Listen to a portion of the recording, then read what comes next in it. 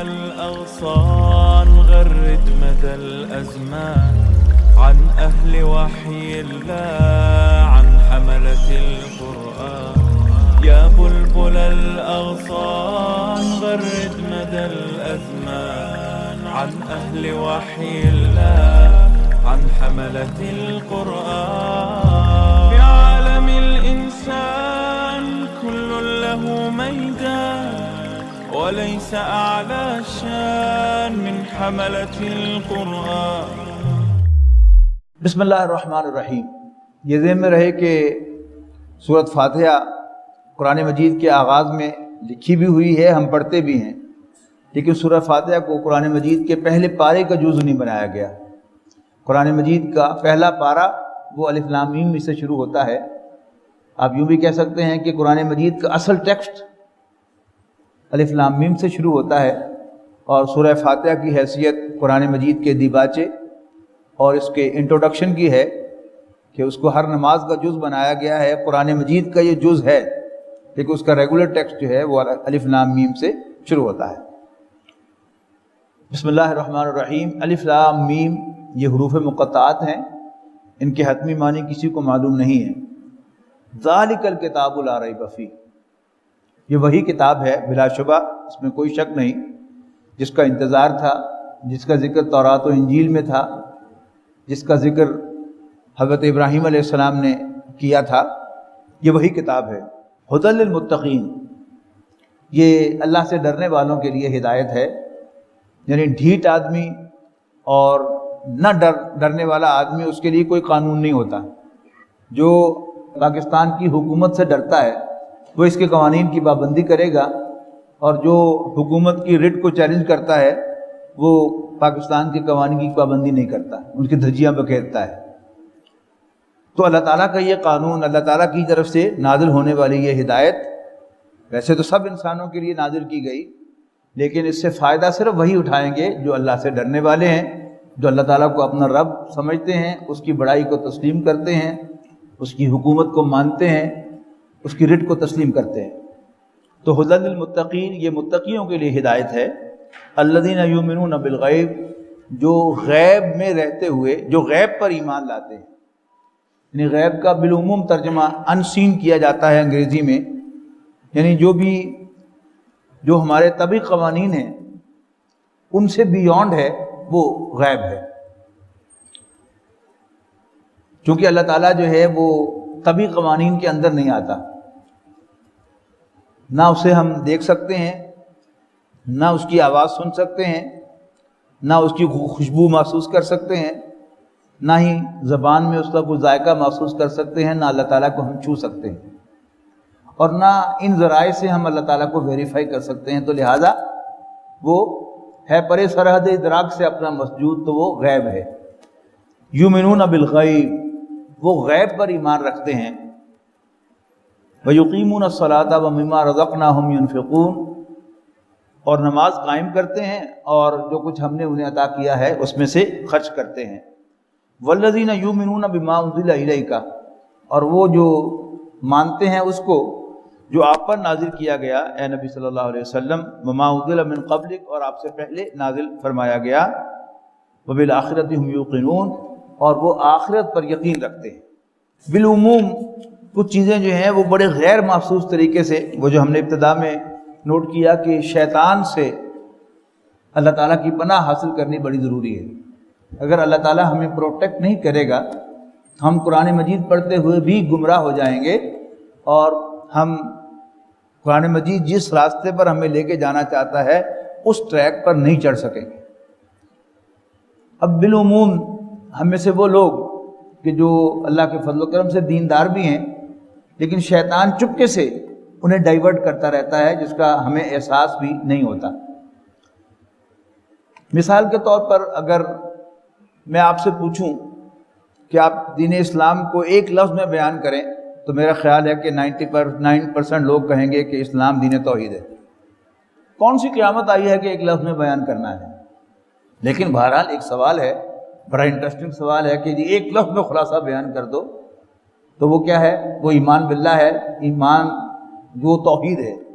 حالانکہ آپ غور کیجئے گا، ہمارا کلمہ دو اجزاء پر مشتمل ہے، لا الہ الا اللہ محمد الرسول اللہ صلی اللہ علیہ وسلم، کہ اللہ کے سوا کوئی عبادت کے لائق نہیں، یہ تو توحید ہو گئی، اور دوسرا حضرت محمد مصطفیٰ صلی اللہ علیہ وسلم اللہ کے رسول ہیں، یہ ہمارے عقیدے کا انٹیگرل پارٹ ہے، اس کے بغیر ہمارا عقیدہ مکمل نہیں ہوتا۔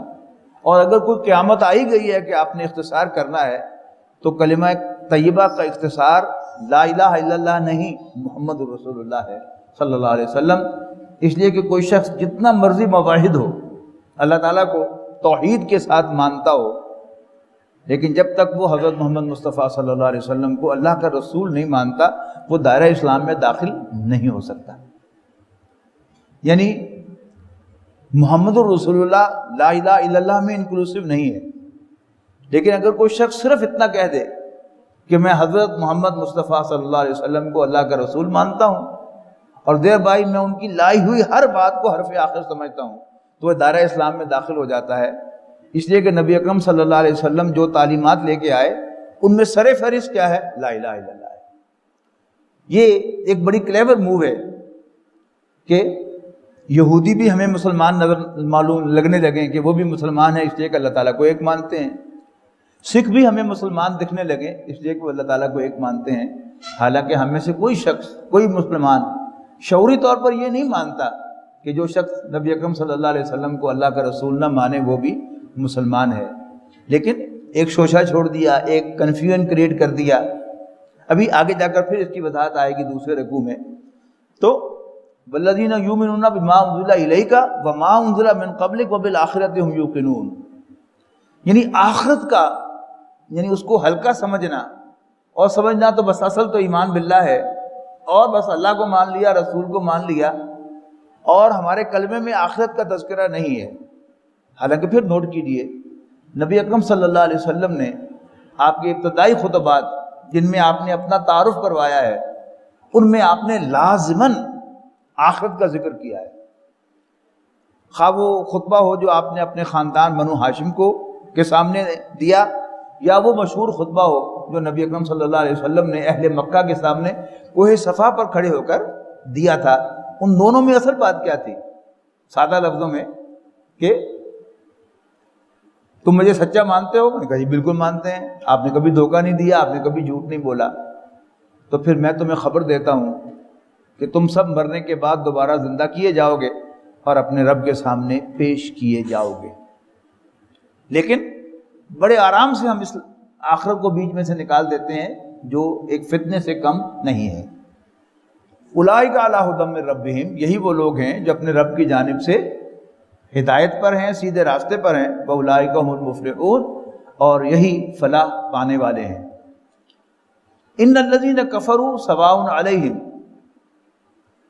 یقیناً وہ لوگ کہ جو کفر کر چکے ہیں، یعنی قرآن مجید میں سورہ بقرہ کا نزول مدینہ منورہ میں ہوا ہے اور غزوہ بدر سے پہلے گویا نبی اکرم صلی اللہ علیہ وسلم کم از کم 13 برس تبلیغ کرتے ہوئے گزار چکے ہیں، اب بھی جو نہیں مان رہے، ان الذین کفروا، یقیناً وہ لوگ جو کافر ہیں، سواء علیہم اانذرتہم ام لم تنذرہم، برابر ہے اب ان کے لیے کہ آپ ان کو خبردار کریں یا نہ کریں، لا یؤمنون، وہ ایمان نہیں لائیں گے، ختم اللہ علی قلوبہم، اللہ تعالیٰ نے اب ان کے دلوں کو سیل کر دیا ہے اور ان کے کانوں کو بھی سیل کر دیا ہے، وعلی ابصارہم غشاوہ، اور ان کی آنکھوں کے سامنے پردہ ہے، وَلَهُمْ عَذَابٌ عَظِيمٌ، اور ان کے لیے بہت بڑا عذاب ہے۔ اب آ رہی وہ بات جس کی طرف میں نے اشارہ کیا تھا، وَمِنَ النَّاسِ مَن يَقُولُ آمَنَّا بِاللَّهِ وَبِالْيَوْمِ الْآخِرِ، لوگوں میں سے کچھ وہ بھی ہیں جو کلیم کرتے ہیں، کہتے ہیں کہ ہم اللہ اور آخرت کو مانتے ہیں، وَمَا هُم بِمُؤْمِنِينَ، حالانکہ وہ مومن نہیں ہیں۔ اس کا جو عام طور پر مفہوم سمجھا جاتا ہے کہ وہ زبان سے کہہ رہے ہیں لیکن دل سے نہیں کہہ رہے، لہذا وَمَا هُم بِمُؤْمِنِينَ، کہہ رہے ہیں لیکن مومن نہیں ہیں۔ لیکن ذرا غور سے پڑھیں اس آیت کو کہ اس میں اللہ تعالیٰ کو بھی ماننے کا تذکرہ ہے اور آخرت کو بھی ماننے کا تذکرہ ہے، لیکن اللہ کے رسول صلی اللہ علیہ وسلم کو ماننے کا تذکرہ نہیں ہے، انکار بھی نہیں ہے لیکن تذکرہ بھی نہیں ہے۔ اس پر کہا جا رہا ہے کہ وما ہم بمؤمنین، اور اصل میں وہ مومن نہیں ہے۔ کیوں مومن نہیں ہے؟ اس لیے کہ ایمان کا لازمی تقاضا حضرت محمد مصطفیٰ صلی اللہ علیہ وسلم کو اللہ کا رسول ماننا ہے اور ان کی لائی ہوئی ہر چیز کو، ہر بات کو تسلیم کرنا ہے۔ یخادعون اللہ والذین آمنوا، یہ مادہ دونوں کا ایک ہے، لیکن جب یہ باب مفعلہ میں آتا ہے تو اس کے معنی ہے ڈسیو کرنے کی، دھوکہ دینے کی کوشش کرنا، اور جب یہ ثلاثی مجرد میں آتا ہے تو اس کے معنی دھوکہ دینا۔ تو یخادعون اللہ والذین آمنوا، وہ اللہ اور ایمان والوں کو دھوکہ دینے کی کوشش کرتے ہیں۔ وما یخدعون الا انفسہم، اصل میں وہ نہیں دھوکہ دیتے مگر خود اپنے آپ کو۔ وما یشعرون، لیکن انہیں اس کا شعور نہیں ہے۔ فی قلوبہم مرض، ان کے دلوں میں ایک بیماری ہے۔ فزادہم اللہ مرضا،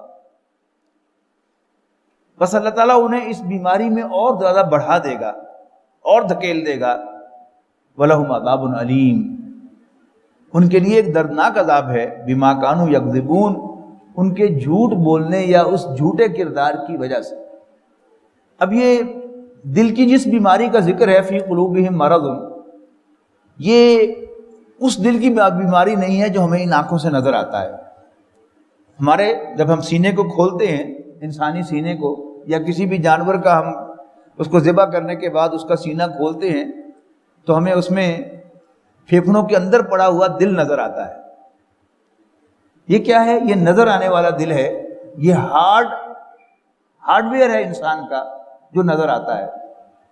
لیکن قرآن مجید اور احادیث کے مطالعے سے معلوم ہوتا ہے کہ اسی ہارڈ ویئر کے ساتھ اللہ تعالیٰ نے ایک سافٹ ویئر بھی انسٹال کیا ہے انسان کے اندر، اس کو بھی قلب ہی کہا ہے۔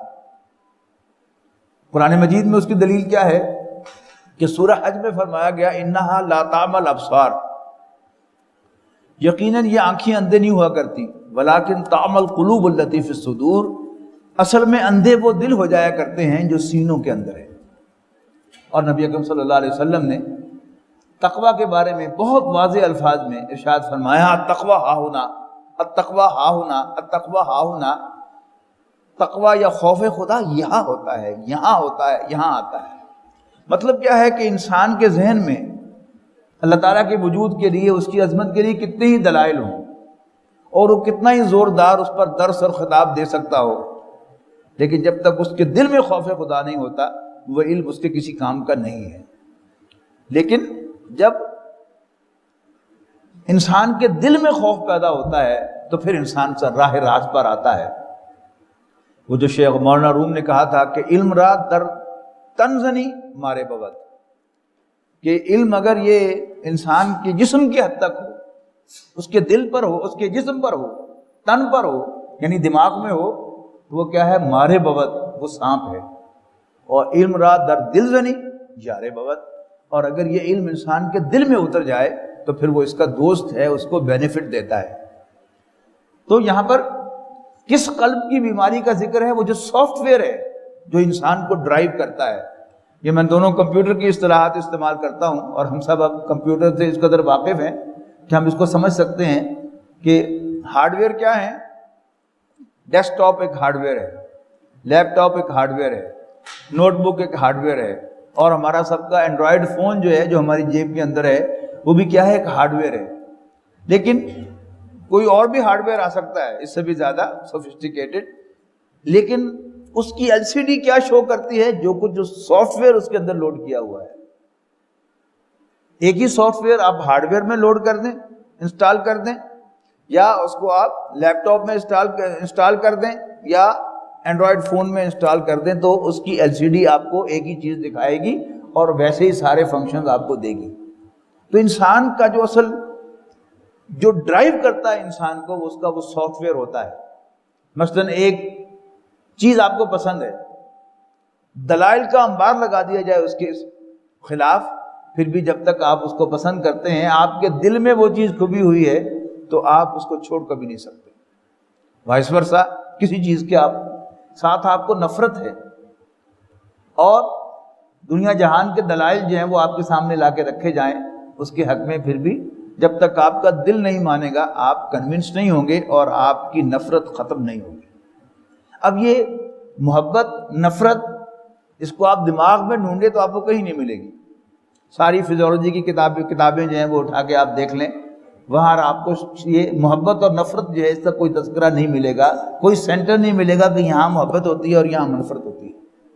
تو یہ کیا ہے؟ یہ انسان کے دل کے اندر ہوتا ہے، اور دل ہی کی ایک بیماری جو ہے وہ نفاق ہے، منافقت ہے۔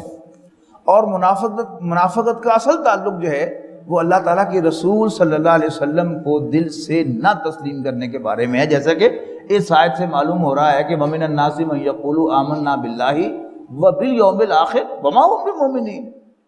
لوگوں میں سے کچھ ہیں کہ جو کہتے ہیں کہ ہم اللہ اور آخرت کو مانتے ہیں لیکن وہ مومن نہیں ہیں۔ کیوں مومن نہیں ہیں؟ کہ مومن ہونے کے لیے اللہ کے رسول صلی اللہ علیہ وسلم کو ماننا از حد ضروری ہے۔ وَإِذَا قِيلَ لَهُمْ لَا تُفْسِدُوا فِي الْأَرْضِ، اور جب ان سے کہا جاتا ہے کہ زمین میں فساد برپا نہ کرو، قالو، تو کہتے ہیں انما نحن مصلحون، ہم تو اصلاح کرنے والے ہیں۔ یعنی چونکہ منافقین کو نبی اکرم صلی اللہ علیہ وسلم بحیثیت رسول قابل قبول نہیں تھے۔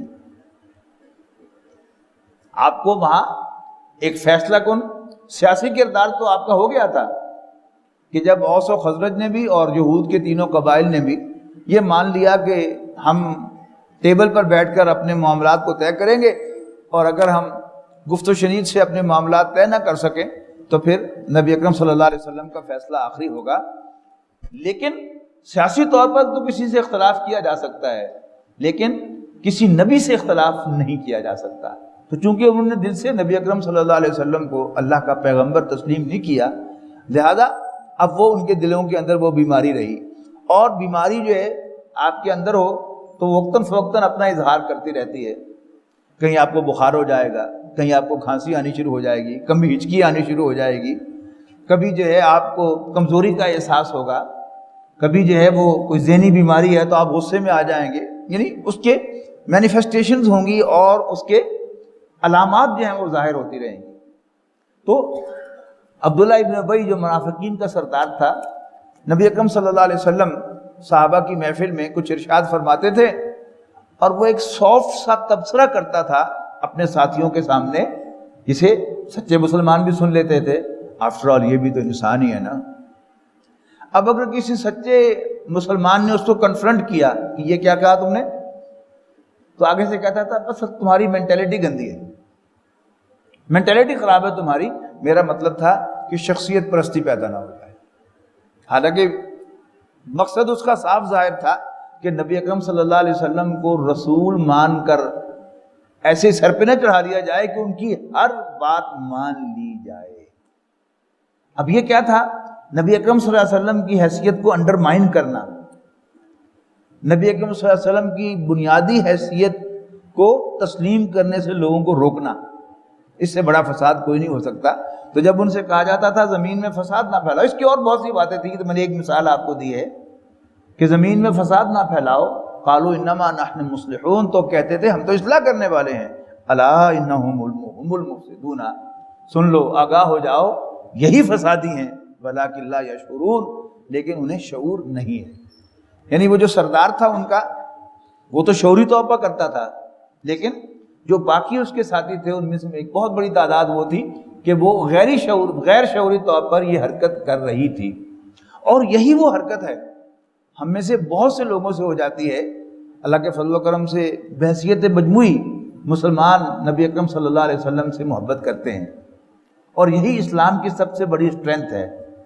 لیکن ہمارا دشمن جو ہے وہ ہمارے دلوں میں سے نبی اکرم صلی اللہ علیہ وسلم کی محبت کھینچنا چاہتا ہے، اور وہ کچھ شوشے چھوڑتا ہے، اور ہم بھی اپنے آپ کو ذرا پڑھا لکھا بتانے کے لیے اور ذرا انٹلیکچوئل ظاہر کرنے کے لیے ہم بھی ان کے سپوکس مین بن جاتے ہیں۔ ولا یشعرون، لیکن انہیں شعور نہیں ہے۔ وَإِذَا قِيلَ لَهُمْ آمِنُوا كَمَا آمَنَ النَّاسُ، اور جب ان سے کہا جاتا ہے جیسے دوسرے لوگ ایمان لائے ہیں تم بھی ویسے ہی ایمان لاؤ، جیسے ابوبکر ایمان لائے ہیں، جیسے عمر ایمان لائے ہیں، جیسے عثمان و علی ایمان لائے ہیں، طلحہ و زبیر اسلام لائے ہیں، ایسے ہی تم بھی اسلام لاؤ، ایمان لاؤ۔ تو کہتے تھے انُؤْمِنُ کما آمن السفہاء، تو کیا ہم ان پاگلوں کی طرح ایمان لے آئیں؟ انہیں تو اپنے نفع اور نقصان کا کوئی اندازہ ہی نہیں رہا۔ آج کی زبان میں اگر میں ترجمانی کروں تو یوں ہوگی، انہیں تو اپنے نفع نقصان کا پتہ ہی نہیں ہے، انہیں یہ احساس ہی نہیں کہ یہ بیٹیوں والے ہیں اور انہیں اپنی بیٹیوں کے ہاتھ پیلے کرنے ہیں، صبح شام لگے ہوئے ہیں دین کے کام میں، اور اپنا معاش جو ہے اس کی کوئی پرواہ نہیں ہے، بال بچوں کی کوئی فکر ہی نہیں ہے، یہ تو پاگل ہے۔ انُؤْمِنُ کما آمن السفہاء، تو کیا ہم ان پاگلوں کی طرح ایمان لے آئیں؟ الا انہم هم السفہاء، سن لو، آگاہ ہو جاؤ، یہی پاگل ہیں، ولکن لا یعلمون، لیکن انہیں پتہ نہیں ہے۔ وَإِذَا لَقُوا الَّذِينَ آمَنُوا قَالُوا آمَنَّا، جب یہ ایمان والوں سے ملتے ہیں تو ہم کہتے ہیں ہم بھی مومن ہیں، جب ایمان والوں سے ملتے ہیں تو کہتے ہیں ہم بھی مومن ہیں۔ وَإِذَا خَلَوْا إِلَىٰ شَيَاطِینِهِمْ، لیکن جب وہ خلوت میں ہوتے ہیں اپنے شیطانوں کے پاس، قَالُوا إِنَّا مَعَكُمْ، تو کہتے ہیں فکر نہ کرو، اصل میں ہم تمہارے ہی ساتھ ہیں۔ انما نحن مستہزئون، ہم تو ذرا دل لگی کرتے ہیں مسلمانوں کے ساتھ، انہیں یہ کہہ کر کہ ہم تمہارے ساتھ ہیں، اصل میں تو ہم تمہارے ساتھ ہی ہیں۔ اب اس کے جواب میں کہ وہ کہہ رہے ہیں کہ ہم ان کا مذاق اڑاتے ہیں، اللہ یستہزئ بہ، اصل میں اللہ ان کا مذاق اڑاتا ہے۔ وَيَمُدُّهُمْ فِي طُغْيَانِهِمْ يَعْمَهُونَ، اور انہیں مہلت دیے جا رہا ہے تاکہ وہ اپنی سرکشی میں اندھوں کی طرح بھٹکتے رہیں۔ اولئک الذین اشتروا الضلالۃ بالہدی، یہ وہ لوگ ہیں کہ جنہوں نے ہدایت ہاتھ سے دے کر گمراہی خریدی ہے۔ یعنی بارٹر سسٹم میں کیا ہوتا ہے، کموڈیٹیز ہی ایکسچینج ہوتی ہیں، کرنسی نہیں تھی جب، تو جو کپڑا بنتا تھا وہ کپڑا دیتا تھا، اور جو فصل اگاتا تھا وہ دانے دیتا تھا۔ تو یہ اپنے ہاتھ سے کیا دے رہے ہیں، ہدایت، اور خرید کیا رہے ہیں اس کے بدلے گمراہی۔ فما ربحت تجارتہم وما کانوا مہتدین، تو نہ تو ان کی تجارت ہی نے انہیں نفع دیا اور نہ ہی وہ ہدایت پانے والے ہوئے۔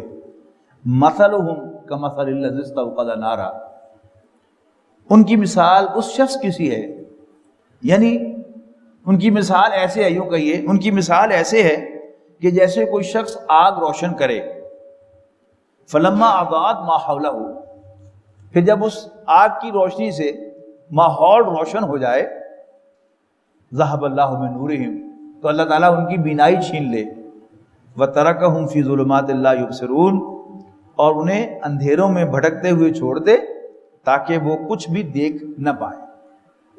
یہاں ہدایت کا چراغ روشن کرنے والے نبی اکرم صلی اللہ علیہ وسلم ہیں، اور اندھے کون ہیں؟ منافقین۔ صم بکم عمی، یہ بہرے، گونگے اور اندھے ہیں، فہم لا یرجعون، لہذا اب یہ واپس نہیں آئیں گے۔ او کصیب، یا مثال اس طرح سمجھو، کصیب من السماء فیہ ظلمات ورعد وبرق، جیسے زور کی بارش ہو رہی ہو آسمان سے اور اس کے ساتھ اندھیری گھٹائیں بھی ہوں، کڑک اور چمک بھی ہو۔ یجعلون اصابعہم فی آذانہم من الصواعق حذر الموت، اور وہ اپنی انگلیاں ٹھوس لیتے ہیں، ٹھوس رہے ہوں اپنے کانوں میں بجلی کی کڑک کی وجہ سے، موت کے ڈر سے۔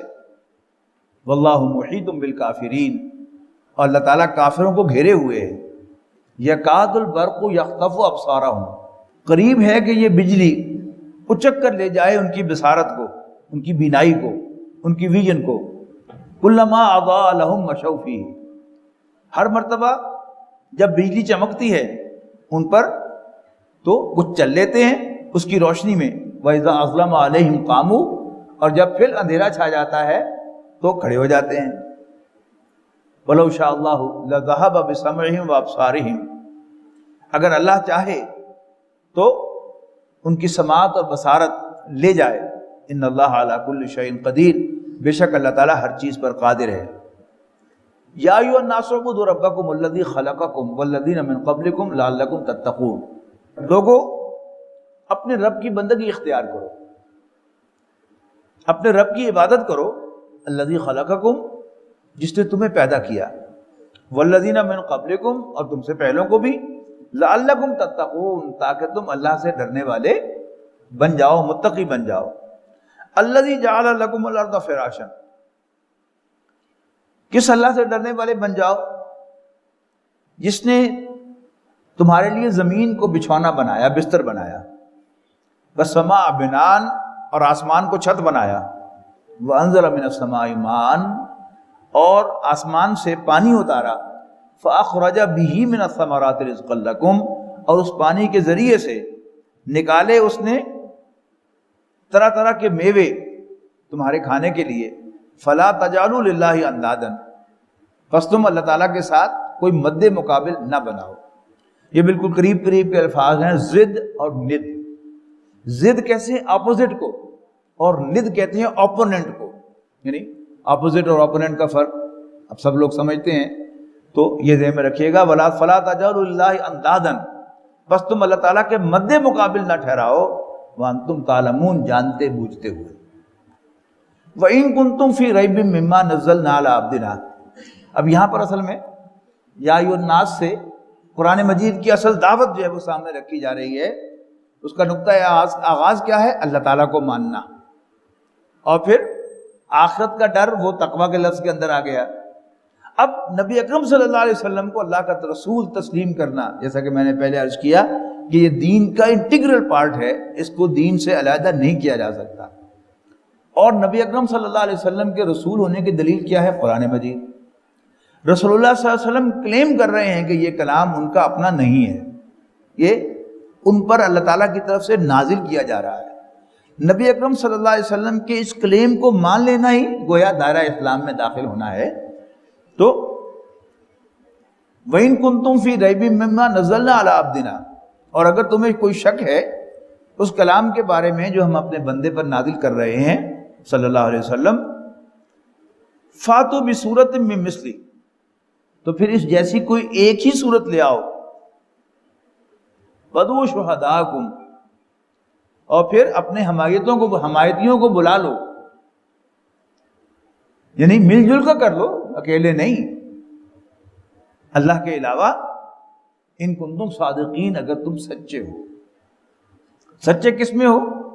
اپنے اس دعوے میں کہ رسول اللہ صلی اللہ علیہ وسلم کا دعویٰ جو ہے وہ درست نہیں ہے۔ فَإِن لَّمْ تَفْعَلُوا وَلَن تَفْعَلُوا، پھر اگر تم ایسا نہ کر سکو، اور یقیناً ایسا کبھی نہیں کر سکو گے، فَاتَّقُوا النَّارَ الَّتِي وَقُودُهَا النَّاسُ وَالْحِجَارَةُ، تو پھر ڈرنا اس آگ سے جس کا ایندھن بنیں گے انسان اور پتھر، اُعِدَّتْ لِلْكَافِرِينَ، جو کافروں کے لیے تیار کی گئی ہے۔ وَبَشِّرِ الَّذِينَ آمَنُوا وَعَمِلُوا الصَّالِحَاتِ أَنَّ لَهُمْ جَنَّاتٍ تَجْرِي مِن تَحْتِهَا الْأَنْهَارُ، اور خوشخبری دے دو ان لوگوں کو جو ایمان لائے اور انہوں نے اچھے عمل کیے۔ کیا خوشخبری دے دو؟ أَنَّ لَهُمْ جَنَّاتٍ، کہ ان کے لیے باغات ہیں، تجری من تحتها الانہار، جن کے نیچے نہریں بہتی ہوں گی، کلما رزقوا منها من ثمرۃ، ہر مرتبہ جب انہیں کچھ کھانے کے لیے پھل دیا جائے گا، قالوا هذا الذی رزقنا من قبل، تو وہ کہیں گے کہ یہ تو ہم نے پہلے بھی کھایا تھا، پہلے بھی ہمیں کھانے کو دیا گیا تھا، یعنی دنیا میں بھی کھایا تھا۔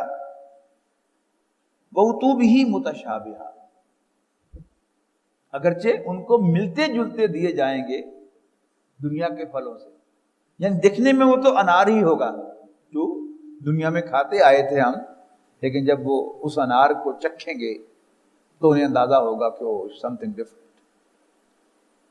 دکھنے میں انگور ہی ہوگا، لیکن کھائیں گے تو پتہ چلے گا کہ یہ کوئی اور ہی انگور ہے۔ وَلَهُمْ فِيهَا أَزْوَاجٌ مُطَهَّرَةٌ، اور ان کے لیے پاکیزہ بیویاں ہوں گی، وَهُمْ فِيهَا خَالِدُونَ، اور اس میں ہمیشہ ہمیشہ رہیں گے۔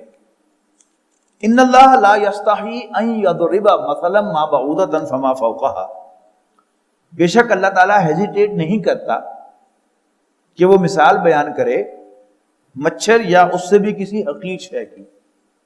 فاما الذین آمنوا، جہاں تک ایمان والوں کا تعلق ہے، فیعلمون انہ الحق من ربہم، چونکہ وہ نبی اکرم صلی اللہ علیہ وسلم کو اللہ کا رسول مانتے ہیں اور اس کلام کو اللہ کا کلام مانتے ہیں، لہذا انہیں اس کے بارے میں کوئی شک نہیں ہوتا، وہ سمجھتے ہیں کہ یہ بات درست ہے۔ فَيَعْلَمُونَ أَنَّهُ الْحَقُّ مِن رَّبِّهِمْ، تو وہ سمجھتے ہیں، جانتے ہیں کہ یہ ان کی طرف، رب کی طرف سے حق ہے۔ وَأَمَّا الَّذِينَ كَفَرُوا، البتہ کافر، فَيَقُولُونَ مَاذَا أَرَادَ اللَّهُ بِهَذَا مَثَلًا، وہ یہ اعتراض اٹھاتے ہیں کہ اللہ کا یہ مثال دینے سے مطلب کیا ہے؟ يُضِلُّ بِهِ كَثِيرًا وَيَهْدِي بِهِ كَثِيرًا، اللہ تعالیٰ اسی مثال کے ذریعے سے بہتوں کو گمراہ کرے گا، یعنی جن کی نیت ہی کھوٹی ہو۔ پنجابی کا بڑا خوبصورت محاورہ ہے، من حرامی ہوئیتا ٹیر، کہ جس کی نیت ہی ماننے کی نہ ہو، جسے میں نہ مانوں کا مرض لاحق ہو، اس کا کوئی علاج نہیں ہے۔ اللہ تعالیٰ اسی مثال کے ذریعے سے بہتوں کو، یعنی جو گمراہ ہی ہونا چاہتے ہیں، اللہ تعالیٰ گمراہ کرے گا۔ وَيَهْدِي بِهِ كَثِيرًا، اور اسی مثال کو بہت سے لوگوں کے لیے ہدایت کا ذریعہ بنائے گا۔ وَمَا يُضِلُّ بِهِ إِلَّا الْفَاسِقِينَ، قرآن مجید میں جب یہ مضمون آتا ہے، یا ہم جمعے کے خطبے میں سنتے ہیں، جسے اللہ تعالیٰ ہدایت دے دے اسے کوئی گمراہ نہیں کر سکتا، اور جس کو اللہ تعالیٰ گمراہ کر دے اسے کوئی راستہ نہیں دکھا سکتا، تو ذہن کے ایک کارنر میں ایک سوال پیدا ہوتا ہے، تو کیا اللہ تعالیٰ جو ہے وہ ظالم ہے کہ وہ کسی کو گمراہ بھی کر دیتا ہے؟ یہاں اس کی وضاحت آ رہی ہے۔ وَمَا يُضِلُّ بِهِ، پہلے بھی فرما دیا کہ کافر جو ہیں ان کی چونکہ نیت نہ ماننے کی ہوتی ہے، آگے واضح الفاظ میں کہہ دیا وَمَا يُضِلُّ بِهِ إِلَّا الْفَاسِقِينَ، اور اللہ تعالیٰ گمراہ نہیں کرے گا مگر نافرمانوں کو، فاسقوں کو، باغیوں کو، جن کی نیت ہی عمل نہ کرنے کی اور بات نہ ماننے کی ہے۔ وہ کون لوگ ہیں؟ الذین ینقضون عہد اللہ من بعد میثاقہ، کہ وہ اللہ تعالیٰ کے ساتھ پختہ وعدہ کر لینے کے بعد اس کو توڑتے ہیں۔ وَيَقْطَعُونَ مَا أَمَرَ اللَّهُ بِهِ أَن يُوصَلَ، اور جس کو اللہ تعالیٰ نے جوڑنے کا حکم دیا ہے اس کو کاٹتے ہیں۔ ان میں سب سے نمایاں جو ہیں وہ رحمی رشتے ہیں، یعنی بعض لوگوں کو مزہ آتا ہے لوگوں کو لڑا کر، لوگوں کے درمیان اختلافات پیدا کر کے اور دشمنیاں پروان چڑھا کر ان کو لطف آتا ہے۔ تو اس آیت سے تو ایسا معلوم ہوتا ہے کہ وہ اپنے آپ کو ہدایت کے لیے ڈسکوالیفائی کر لیتے ہیں۔ وَمَا يُضِلُّ بِهِ إِلَّا الْفَاسِقِينَ الَّذِينَ يَنقُضُونَ عَهْدَ اللَّهِ مِن بَعْدِ مِيثَاقِهِ وَيَقْطَعُونَ مَا أَمَرَ اللَّهُ بِهِ أَن يُوصَلَ وَيُفْسِدُونَ فِي الْأَرْضِ، اور وہ زمین میں فساد برپا کرتے ہیں۔ اولئک هم الخاسرون، یہی نقصان سے دوچار ہونے والے ہیں۔ کیف تکفرون باللہ وکنتم امواتا فاحیاکم، تم بھلا اللہ کا کیسے انکار کر سکتے ہو جبکہ تم مردہ تھے؟ فاحیاکم، تو اللہ تعالیٰ نے تمہیں زندگی عطا فرمائی۔ ثم یمیتکم، پھر وہ تمہیں موت سے دوچار کرے گا۔ ثم یحییکم، پھر زندہ کرے گا۔ ثم الیہ ترجعون، اور پھر تم اسی کے حضور لوٹائے جاؤ۔ هو الذی خلق لکم ما فی الارض جمیعا، اللہ تعالیٰ ہی تو ہے کہ جس نے زمین پر جو کچھ ہے وہ تمہارے لیے پیدا کیا، سب کا سب جمیعاً۔ ثم استوى الی السماء، پھر وہ آسمان پر متمکن ہوا۔ سوا برابر کو کہتے ہیں، استوا یستوی کہتے ہیں گھوڑے کی پیٹھ کو سیدھا کرنا۔ اگر آپ نے جو ریسر گھوڑے ہیں، ریس لگانے والے، ان کو سائیڈ ویوز میں دیکھا ہو تو اس کی کمر جو ہے بالکل سیدھی ہوتی ہے۔ کھڑا گھوڑا جو ہے اس کی کمر میں خم ہوتا ہے، لیکن جس سوار کو اپنے گھوڑے پر پورا قابو ہوتا ہے تو اس کو سرپٹ دوڑاتا ہے اور اس کی کمر کو سیدھا کر دیتا ہے۔ تو یہ کنٹرول کے معنوں میں آتا ہے کہ ثم استوى علی العرش دوسرے مقامات پر ہے کہ پھر اللہ تعالیٰ عرش پر متمکن ہو گیا اور اس نے عرش کا کنٹرول سنبھال لیا۔ ثم استوى الی السماء، یہاں پر کیا ہے؟ پھر وہ عرش آسمان کی طرف متوجہ ہوا۔ فسواہن سبع سماوات، اور اس نے اس کو ڈیزائن کر دیا، ارینج کر دیا 7 آسمانوں کی شکل میں۔ وَهُوَ بِكُلِّ شَيْءٍ عَلِيمٌ، اور وہ ہر چیز کا جاننے والا ہے۔ قرآن مجید میں قصہ آدم و ابلیس یہ بار بار آیا ہے، وقفوں سے آیا ہے۔ یہ پہلا اس کا اظہار ہے قرآن مجید میں پہلے پارے کے 4 رکوع میں۔ پھر یہ آئے گا سورت آراف کے دوسرے اور تیسرے رکوع میں. اس کے بعد پھر یہ آئے گا 6 پاروں کے بعد، ذہن میں رکھیے گا، سورہ آراف 8ویں پارے میں، پہلے پارے میں 8ویں پارے میں، پھر سورہ ہجر میں آئے گا 14ویں پارے میں، اور پھر 15ویں اور 16ویں پارے میں اس کے گلمپس آئیں گے. سورہ بنی اسرائیل میں اس کا تذکرہ ہوگا، سورہ کہف میں ایک آیت آئے گی، پھر چند آیات سورہ طٰہٰ میں آئیں گی، تو یہ 17واں پارہ ہو گیا. اور پھر کچھ آیات آئیں گی جا کر سورۃ صاد میں 23ویں پارے کے اندر.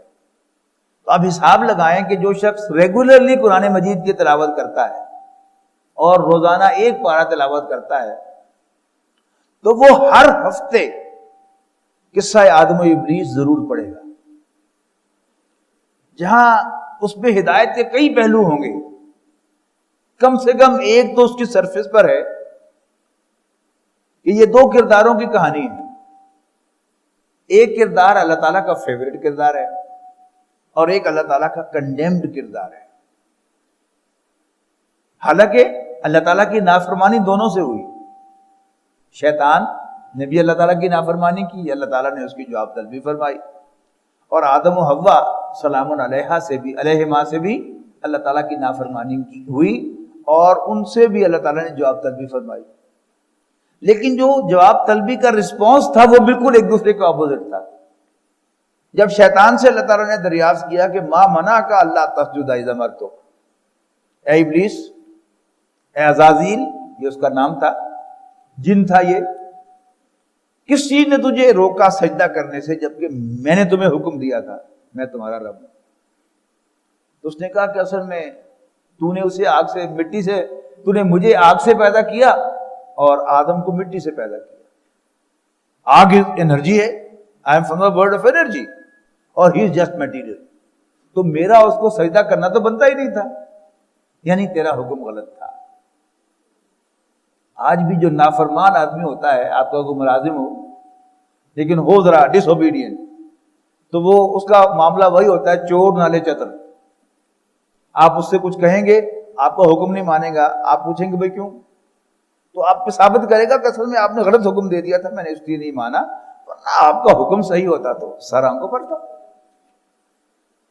آدم و حوا بھی کہہ سکتے تھے کیا ہمارے رب، شیطان نے ہمیں سب بتا دیا ہے کہ تو نے ہمیں زمین کے لیے پیدا کیا ہے. ابھی آ رہا ہے دیکھیے گا کہ جب آپ کے رب نے فرشتوں سے کہا کہ میں زمین پر ایک نائب بنانے والا ہوں، تو یہی بات شیطان نے بتائی تھی ان کو. وہ بھی کہہ سکتے تھے کہ اللہ تم نے ہمیں زمین کے لیے پیدا کیا تھا، ٹھیک ہے بھیج ہمیں زمین پر. نہیں، انہوں نے بندگی کا انداز اختیار کیا کہ ربنا ظلمنا انفسنا وَإِن لَّمْ تَغْفِرْ لَنَا وَتَرْحَمْنَا لَنَكُونَنَّ مِنَ الْخَاسِرِينَ. رب ہم سے غلطی ہو گئی، ہم نے اپنے اوپر ظلم ڈھایا ہے، اور اب اگر تو ہمیں معاف نہیں کرے گا اور ہم پر مہربانی نہیں فرمائے گا تو ہم لٹ جائیں. یہ کیا ہے؟ یہ آدمیت ہے، اور وہ کیا ہے؟ وہ شیطنت ہے. تو وَإِذْ قَالَ رَبُّكَ لِلْمَلَائِكَةِ إِنِّي جَاعِلٌ فِي الْأَرْضِ خَلِيفَةً. یاد کیجئے جب آپ کے رب نے فرشتوں سے کہا کہ میں زمین پر ایک نائب بنانے والا ہوں. قَالُوا أَتَجْعَلُ فِيهَا مَن يُفْسِدُ فِيهَا. تو وہ کہنے لگے کہ اللہ کیا تو زمین پر ایک نائب بنائے گا جو زمین میں فساد پھیلائے، وَيَسْفِكُ الدِّمَاءَ، اور خون بہائے. یعنی اللہ تعالیٰ نے یعنی اپنا جو بھی پلان تھا وہ واضح کیا ہوگا نا کہ اس طرح کا ہوگا انسان، اس کو میں آزاد مرضی کا مالک بناؤں گا. وہ چاہے تو میرا شکر گزار بنے، چاہے تو میرا ناشکرہ بنے، چاہے تو مجھے مانے، چاہے تو میرا انکار کرے. تو کامن سینس میں سمجھ جائے گا کہ پھر بغاوت ہی بغاوت ہوگی. زیادہ تر بہت کم لوگ ہوں گے کہ جو بغاوت کا راستہ چھوڑ کر تیری بندگی کریں گے. تو فوراً فرشتوں نے کہا کہ کیا تو بنائے گا ایک ایسے شخص کو کہ جو زمین میں فساد پھیلائے اور خون بہائے. وَنَحْنُ نُسَبِّحُ بِحَمْدِكَ، جبکہ ہم تیری حمد کی تسبیح کر رہے ہیں. وَنُقَدِّسُ لَكَ، اور تجھے پاک بنا رہے ہیں، تیری پاکی کو بیان کر رہے ہیں. قَالَ إِنِّي أَعْلَمُ مَا لَا تَعْلَمُونَ. اللہ تعالیٰ نے فرمایا کہ میں وہ کچھ جانتا ہوں جو تمہیں معلوم نہیں ہے. وَعَلَّمَ آدَمَ الْأَسْمَاءَ كُلَّهَا، اللہ تعالیٰ نے آدم کو سب کے سب نام بتا دیے. یعنی کوئی ٹیسٹ کرنا تھا کسی چیز کا تو اللہ تعالیٰ نے ان کو بتا دیا, کچھ راز ان پر افشا کر دیے. ثم عرضهم علی الملائکۃ, پھر ان ناموں کو پیش کیا فرشتوں کے سامنے کہ اچھا تم جو کہتے ہو کہ ہمیں سب پتا ہے تو پھر بتاؤ نام. تو انہوں نے فوراً ہاتھ جوڑ لیے, وہی بندگی والا انداز. فقال انبئونی باسماء ہؤلاء, تو اللہ نے کہا کہ مجھے یہ سب نام بتاؤ ان کنتم صادقین, اگر تم سچے ہو. لیکن انہوں نے کہا سبحانک لا علم لنا, اے اللہ تو پاک ہے, ہم تیری پاکی بیان کرتے ہیں. لا علم لنا الا ما علمتنا, ہمیں کچھ معلوم نہیں سوائے اس کے جو تو ہمیں بتائے, جس کی ہمیں تو تعلیم دے. انک انت العلیم الحکیم, بے شک تو سب کچھ جاننے والا حکمت والا ہے. اب اللہ تعالیٰ نے آدم علیہ السلام سے کہا قال یا آدم انبئہم باسمائہم, اللہ تعالیٰ نے آدم سے کہا آدم انہیں وہ نام بتاؤ, ان چیزوں کے نام بتاؤ. فلما انباہم باسمائہم, پھر جب آدم نے ان کو وہ سب نام بتا دیے, قال الم اقل لکم انی اعلم غیب السماوات والارض, تو اللہ تعالیٰ نے فرمایا کہ میں تم سے کہتا نہ تھا کہ میں آسمانوں اور زمین کے تمام رازوں کو جانتا ہوں. وَأَعْلَمُ مَا تُبْدُونَ وَمَا كُنْتُمْ تَكْتُمُونَ, اور جو کچھ تم ظاہر کرتے ہو اسے بھی جانتا ہوں, اور جو کچھ تم چھپاتے ہو اسے بھی جانتا ہوں. وَإِذْ قُلْنَا لِلْمَلَائِكَةِ اسْجُدُوا لِآدَمَ, اور یاد کرو جب ہم نے فرشتوں سے کہا آدم کو سجدہ کرو. فَسَجَدُوا إِلَّا إِبْلِيسَ, تم سب نے سجدہ کیا سوائے ابلیس کے. ابلیس کون تھا؟ یہ ایک جن تھا, لیکن بہت علم والا تھا اور بہت عبادت گزار تھا, یعنی عابد بھی تھا اور عالم بھی تھا. لہذا اللہ تعالیٰ نے اسے آؤٹ آف ٹرن پروموشن دے کر فرشتوں میں شامل کر کے اسے فرشتوں کا بھی استاد بنا دیا. سب جو اصلی فرشتے تھے ان سب نے سجدہ کیا سوائے ابلیس کے, کہ جو فرشتوں میں شامل تو تھا اگرچہ اصل فرشتہ نہیں تھا. ابا, اس نے انکار کیا. واستکبر, اور تکبر کا مظاہرہ کیا. وکان من الکافرین, اور وہ انکار کرنے والوں میں شامل ہو گیا. یعنی کافر کے دو ترجمے ہیں, ایک ہے انکار کرنے والا, ایک ہے کفران نعمت کرنے والا یعنی ناشکرا. اللہ تعالیٰ نے اس پر احسان کیا ہوا تھا کہ اسے جن ہونے کے باوجود فرشتوں میں شامل کر دیا تھا, تو چاہیے تو تھا وہ شکر گزار ہوتا. اسی میں ہمارے لیے ایک ہدایت بھی ہے.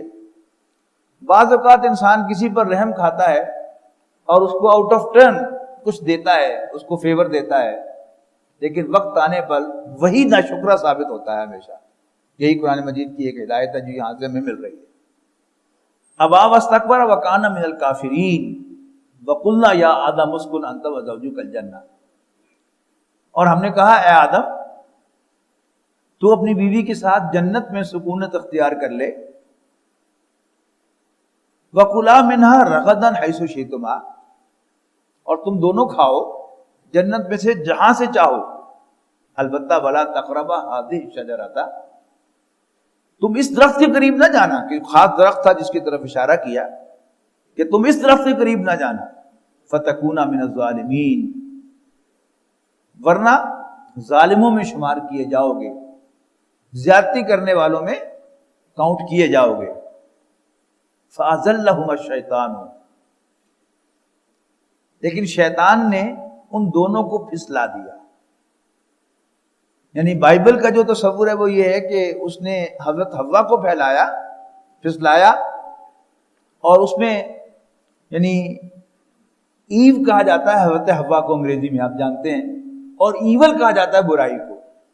لہذا ان کے تصور کے مطابق عورت جو ہے وہ سراپا برائی ہے, لیکن قرآن مجید واضح کر رہا ہے کہ شیطان نے دونوں کو پھسلایا. فَأَزَلَّهُمَا الشَّيْطَانُ, شیطان نے ان دونوں کو پھسلایا. انہا, یعنی اللہ تعالیٰ کے اس حکم کی تعمیل سے. فَأَخْرَجَهُمَا مِمَّا كَانَا فِيهِ, اور ان کو نکلوا دیا وہاں سے جہاں پر وہ دونوں تھے. وَقُلْنَا اهْبِطُوا بَعْضُكُمْ لِبَعْضٍ عَدُوٌّ، لہذا ہم نے کہا، حکم دیا، ہم نے کہا کہ تم نکلو، اترو، بَعْضُكُمْ لِبَعْضٍ عَدُوٌّ، تم ایک دوسرے کے دشمن، وَلَكُمْ فِيهَا مُسْتَقَرٌّ وَمَتَاعٌ إِلَىٰ حِينٍ، اور تمہارے لیے زمین پر ایک وقت مقرر کے لیے ٹھکانہ بھی ہے اور برتنے کا سامان بھی۔ متاع کے دو ترجمے کیے جاتے ہیں، برتنے کی چیز بھی اور کمفرٹ بھی۔ تمہارے لیے زمین پر ایک مخصوص وقت کے لیے قیام بھی ہے اور وہاں پر انجوائے کرنے کا سامان بھی یا برتنے کا سامان بھی۔ فَتَلَقَّىٰ آدَمُ مِن رَبِّهِ کَلِمَاتٍ، پھر سیکھ لیے آدم نے اپنے رب سے کلمات۔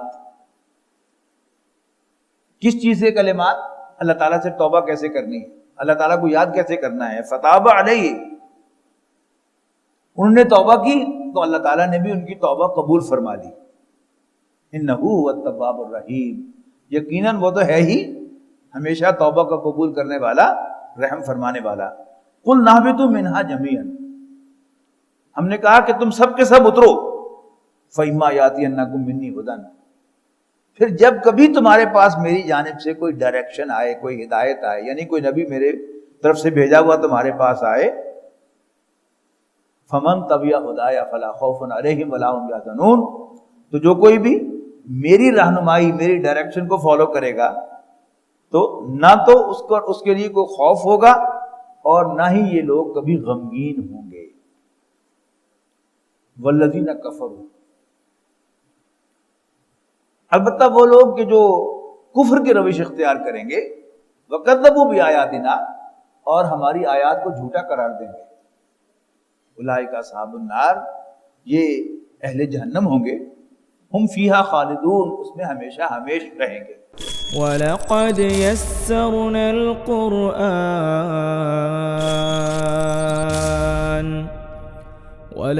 يَسَّرْنَا الْقُرْآنَ لِلذِّكْرِ فَهَلْ مِن مُّدَّكِرٍ